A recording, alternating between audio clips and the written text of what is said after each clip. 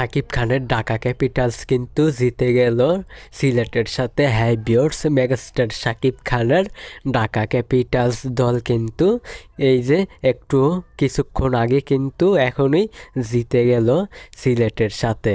তো ভিউয়ার্স, অবশ্যই এই বিষয়টা নিয়ে আমরা বিস্তারিত কথা বলবো, তো অবশ্যই লাইক দিয়ে সম্পূর্ণ ভিডিওটা দেখতে থাকেন। চ্যানেলে নতুন হলে সাবস্ক্রাইব করবেন। তো চলেন ভিডিওটা শুরু করা যাক। ভিউয়ার্স, মেগাস্টার শাকিব খানের ঢাকা ক্যাপিটালস আর সিলেটের খেলা কিন্তু আজকে শুরু হয়েছে, দুপুর 2টা থেকেই শুরু হয়েছে। তো এই ম্যাচে কিন্তু অবশ্যই শাকিব খানের ঢাকা ক্যাপিটালস কিন্তু জিতে গেল, সিলেটকে হারিয়ে দিল শাকিব খানের ঢাকা ক্যাপিটালস। তো অবশ্যই শাকিব খানের ঢাকা ক্যাপিটালস অবশ্যই প্রথমে ব্যাট করে, তো ব্যাট করে তারা অবশ্যই 197 রান টার্গেট দেয় শাকিব খানের ঢাকা ক্যাপিটালস।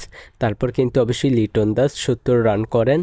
তো ভিউয়ার্স, অবশ্যই এই 197 রান টার্গেট দেওয়ার পরে কিন্তু অবশ্যই সিলেট কিন্তু অবশ্যই তারা নিয়েছে 186 রান। হ্যাঁ ভিউয়ার্স, মেগাস্টার শাকিব খানের ঢাকা ক্যাপিটালস কিন্তু সিলেটকে হারিয়ে দিল। তো অবশ্যই এই বিষয়টা গাইস আসলেই অনেক ভালো লাগতেছে।